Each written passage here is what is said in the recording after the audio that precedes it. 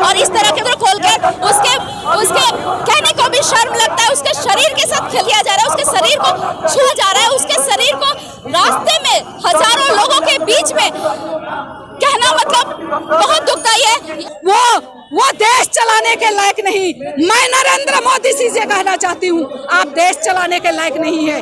आप एक चाय बेचने के ही काबिल है, देश चलाने के काबिल नहीं है। आरोपी है, उनका घर क्यों बुलडोजर नहीं चलाता है? करती हूँ इस हिजड़े की सरकार से अपना इस्तीफा दे। ये सब दिखावा है, ये सब एक छलावा है।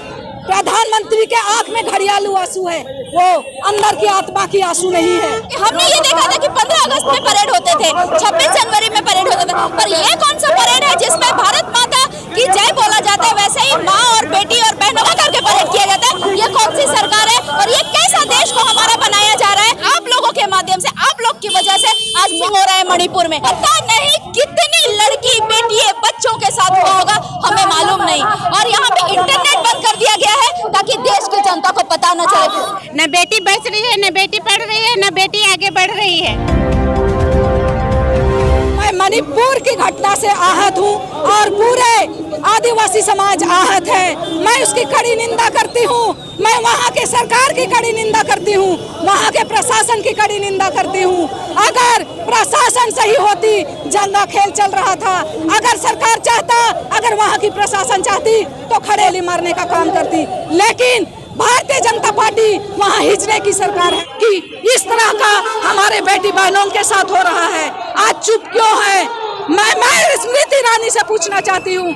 और मैं जितने भी कार्यकर्ता हमारे आदिवासी है, अल्पसंख्यक है, जो भी भारतीय जनता पार्टी में काम करते हैं, उनको भी मैं उनसे निवेदन करती हूँ, इस हिजड़े की सरकार से अपना इस्तीफा दे। मैं यहाँ के अर्जुन मुंडा और बाबूलाल मरांडी से भी मैं निवेदन करती हूँ कि 2 पैसे, चंद पैसे के लालच में अपने आदिवासियों का शोषण करने वाले पार्टी से इस्तीफा देना चाहिए था। मेरा नाम कुमुदनी प्रभावती है, मैं आदिवासी सेना की केंद्रीय महिला अध्यक्ष हूँ। आप ही सोचिए कि मणिपुर में जो घटना हुई है वो 4 मई को हुई है, उसका वीडियो अभी वायरल हो रहा है, जो जनता के बीच में आक्रोश का केंद्र है। आप ये सोचिए कि जब उस जगह पे हिंसा हो रही है, लगातार 90 दिनों से हिंसा हो रही है, आज तक वहाँ प्रधानमंत्री गए नहीं, वहाँ पे जा करके वो पूरी दुनिया घूम रहे हैं, मगर उनको वहाँ जाने का मौका नहीं मिल रहा है। और जब सदन का वक्त आ रहा है तो वो एक बयान देते हैं कि मणिपुर में, बिहार में, बंगाल में ये सब घटनाएं होना अच्छा नहीं है, इस पर रोक लगा जाए। क्या एक प्रधान होने का यही मतलब होता है? मणिपुर में जो भी घटना घटी है इसका हम कड़ी निंदा करते हैं। ये महिला विरोधी सरकार, मोदी सरकार, जहाँ जहाँ भाजपा की सरकार है, भाजपा सरकार की नीति ही है कि सांप्रदायिकता फैलाओ, जाति के नाम पर, लिंग के नाम पर, धर्म के नाम पर लोगों को बांटो, और यही नीति आगे चला रही है। मणिपुर में जो भी घटना हुई है, भाजपा सरकार नहीं चाहती है कि दुनिया में आदिवासी रहे। आदिवासी विरोधी सरकार है, महिला विरोधी सरकार है। बहुत ही निंदनीय और शर्मनाक घटना है। देखा जाए तो यह पूरी जोर शोर से आदिवासी महिलाओं के ऊपर ही क्यों ऐसा घोर अन्याय हो रहा है। भरी सभा में उनको किया जाता है और उनके साथ भरी महफिल में किया जा रहा है और सरकार हाथ में हाथ धरे बैठी है।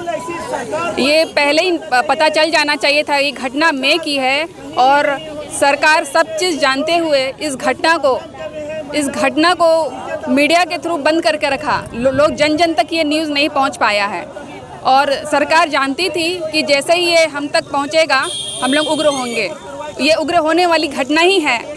जिस देश में ऐसे हमारी महिलाओं को इज्जत नहीं है, वो देश कभी तरक्की नहीं कर सकता है। और ऐसी सरकार हमें नहीं चाहिए। जो भी मौजूदा सरकार है, हम उससे बिल्कुल इस वक्त इस्तीफा चाहते हैं। जी, मेरा नाम माला कुजूर है, नेमावली फाउंडेशन। एकदम शर्मसार करने वाली घटना है। इस तरह से उस जो महिला के साथ ये घटना घटी है, वो कभी खड़ा होने लायक नहीं रहेगी। और आज जो 2.5 महीने के बाद, 78 दिन के बाद जो इस वीडियो वायरल के माध्यम से संज्ञान लिया जा रहा है, प्रेशर बन रहा है, तब इतने दिन वहाँ का राज्य सरकार क्या कर रही थी? वहाँ की प्रशासन के समक्ष ये घटना घटी और प्रशासन ने ही इस भीड़ में उस महिलाओं को छोड़ दिया गया। तो ऐसी सरकार की क्या मतलब, वहाँ क्यों सत्ता में लोग क्यों आते हैं?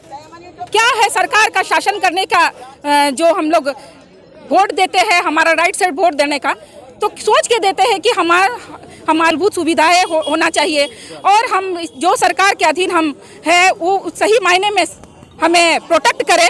तो आज वो ऐसा सरकार वहाँ नहीं है और इस तरह की हजार भीड़ ने उस महिलाओं को अंदर करके जो परेड कराया, ये शर्मसार करने वाली घटना है। और बोला जा रहा है इस देश में महिला सुरक्षित नहीं है। जिस देश में मूर्तियों को आप कपड़ा पहना के सजाते हैं और उस देश में महिलाओं की इस स्थिति है, तो भारत कहाँ जा रहा है? ये भारत देश कहाँ जा रहा है? इसको सोचने वाली बात है। मणिपुर का घटना को जो भी हुआ है बहुत शर्मसार घटना हुई है। ये आज की बात नहीं है। आज औरत कहीं भी सुरक्षित नहीं है, ना बेटी सुरक्षित है, ना लेडीज सुरक्षित है, कहीं भी सुरक्षित नहीं है। आज हम कहते हैं कि प्रधानमंत्री बोलते हैं कि बेटी बचाओ बेटी पढ़ाओ, ना बेटी बच रही है, ना बेटी पढ़ रही है, ना बेटी आगे बढ़ रही है। मणिपुर की घटना को लेकर मैं यही कहना चाहूंगी कि आज हम लोग शर्मसार है। आज दुखदाई नहीं है बल्कि शर्मसार है और हमारा ये विरोध प्रदर्शन है, ये गुस्सा है। आप लोग आक्रोश मान सकते हैं क्योंकि जो कल हाईलाइट हुए हैं ये न्यूज जो पूरे देश में चला, बल्कि पूरे देश में क्या कहें, घर घर में एक बच्चा को वो झंझोड़ के रख दिया है। और ऐसा राज्य हमने कभी नहीं देखा, क्योंकि हमने ये देखा था कि 15 अगस्त में परेड होते थे, 26 जनवरी में परेड होता था, पर ये कौन सा परेड है जिसमें भारत माता की जय बोला जाता है? वैसे ही माँ और बेटी और बहनों को करके परेड किया जाता है। ये कौन सी सरकार है और ये कैसा देश को हमारा बनाया जा रहा है कि आज महिलाओं को परेड किया जाए और इस तरह के उसके कहने को भी शर्म लगे साथ खिलवाड़ किया जा रहा है, उसके छुआ जा रहा है, उसके शरीर को रास्ते में हजारों लोगों के बीच में कहना मतलब बहुत दुखदाई है। ये तो रावण राज्य ने भी नहीं किया था, तो ये कौन सा राज्य है? रावण राज्य में भी ऐसा नहीं हुआ था, किसी के साथ चीर हरण नहीं। आप द्रौपदी को ले लीजिए, आज हम लोग कितने सारे सीरियल्स देखते थे तो वहाँ पे साड़ियों को लिया गया था, वो हम लोगों ने देखा था, पर ये कभी नहीं देखा कि एक महिला को, एक बेटी को करके रोड में परेड किया गया। बहुत ही शर्मसार है, दुखदाई है। हम ऐसा मंत्री नहीं चाहते, हम नरेंद्र मोदी से चाहते हैं कि आप इस्तीफा दे दीजिए। स्मृति ईरानी को कहते हैं कि आप इस्तीफा दे दीजिए, एन बीरेन सिंह को कहेंगे इस्तीफा दे दीजिए, क्योंकि हम लोग का राष्ट्रपति शासन चाहिए। द्रौपदी मुर्मू आज चुपचाप है, वो एक आदिवासी महिला है और वो चुपचाप क्यों है?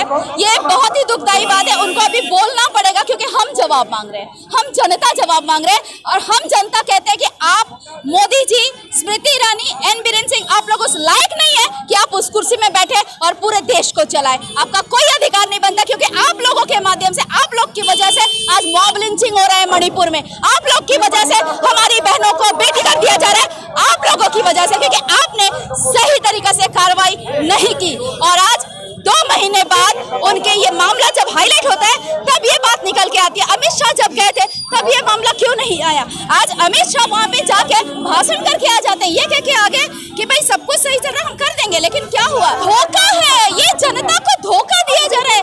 3 मई को क्या हुआ? आपने इंटरनेट बंद कर दिया। उसी समय अगर पता होता तो ये जो आज सवाल, आज हम लोग ये जो गुस्सा हम आज प्रतिरोध कर रहे हैं, उस समय एक्शन हुआ होता। और पता नहीं आज हम 3 महिलाओं को लेकर विरोध प्रदर्शन करें, पता नहीं कितनी लड़की, बेटी, बच्चों के साथ हुआ होगा, हमें मालूम नहीं। और यहाँ पे इंटरनेट बंद कर दिया गया है ताकि देश की जनता को पता न चले। है ऐसे मंत्री को, ऐसी सरकार को जो ये सारी चीजों को बताने से पीछे हट रही है और हर किसी को छुपा रही है। आप अगर ये सारी चीज छुपा रहे हैं तो किसको छुपा रहे हैं? आपकी नाकामयाबी है, आपकी नाकामयाबी है मंत्री जी। और नरेंद्र मोदी जी, आप और स्मृति ईरानी और बीरेन सिंह इस लायक नहीं है, कुर्सी छोड़ ही दीजिए। ये कौन सा एक्शन लेंगे? एक्शन तो मंत्रियों पर लेना चाहिए, क्योंकि उन लोगों ने इंटरनेट बंद करके ये सारी चीजों को दबा के रखा, छुपा के रखा। अब आप बताइए, जब ये छुपा के रखा तो इस पर किस पर कार्रवाई होनी चाहिए? एक चोर जब कोई चीज को छुपा के रखता है तो आप जांच करते हैं, आपने क्यों चोरी की, क्यों छुपाया? हम मंत्री जी से कहते हैं कि तुमने क्यों छुपाया, तुमने इंटरनेट क्यों बंद किया, तुमने महिलाओं के साथ में क्यों छुपाया, क्यों उसे उजागर होने नहीं दिया ताकि तुम बच सको? तो मंत्री जी, मोदी जी, तुम नहीं बचोगे। तुम पर हाय है और तुम पर इतना ज्यादा है कि तुम इस लायक ही नहीं हो मंत्री। तुम छोड़ दो, इस्तीफा दे दो बस। मेरा नाम तारामणि साहू है और मैं ह्यूमन राइट्स डिफेंडर हूँ।